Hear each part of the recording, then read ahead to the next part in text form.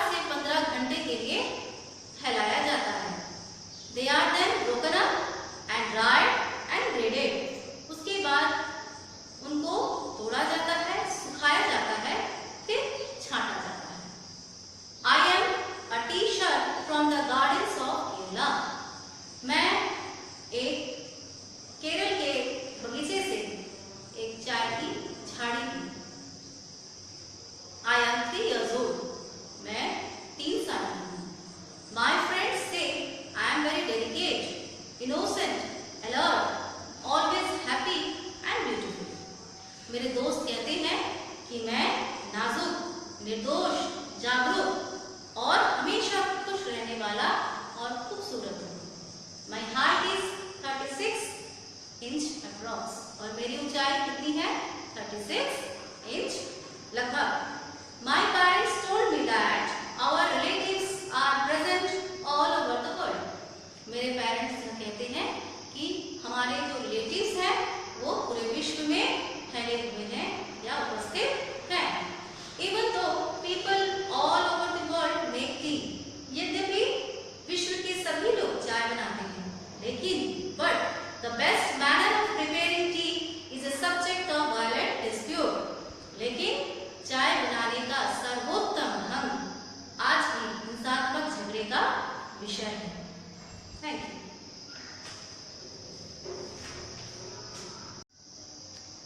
Come to the second page. When I go through the cookery books for a perfect cup of tea, I find many ways of making it. Here are my own rules which I have deduced from the discussion with the elders of our family about tea and its preparation. First of all, one should use Indian or Ceylonese tea. Nowadays, it is economical and one can drink it without milk, but there is not much stimulation in it. Anyone who uses the comforting phrase, a cup of nice tea, means Indian tea. Secondly, tea should be made strong. 1 cup of strong tea is better than 20 weak one. Thirdly, the tea should be taken in small quantities. Fourthly, tea should be served hot. One should take the teacups to the kettle and not the other way. Fifthly, after making tea, one should stir it, or better, give the pot a good shake and allow the leaves to settle. Lastly, one should drink out of a cylindrical cup. Hope the next time you try to make tea, you would follow these golden rules.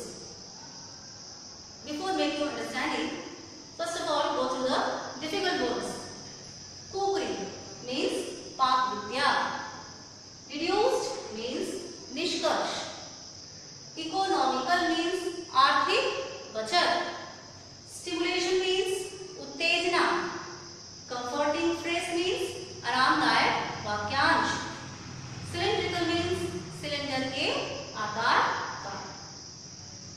चलिए समझते हैं। When I go through the cookery books for a perfect cup of tea, जब कभी मैं पाक विद्या के किताबों में एक कप पूर्ण चाय का ढूंढता हूँ, I find many ways of making it. मुझे वहाँ पर कई तरीका मिला। Here are my own rules.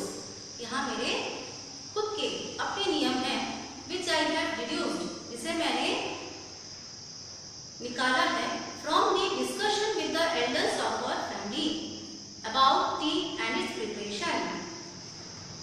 चाय और उसके बनाने के बारे में मैंने अपने फैमिली के एल्डर्स मीन्स बड़ों से डिस्कशन करके यह निष्कर्ष निकाला है। First of all, one should use Indian और सेलोनस टी। सबसे पहले प्रत्येक को भारतीय चाय अथवा सेलोनस चाय पीनी चाहिए।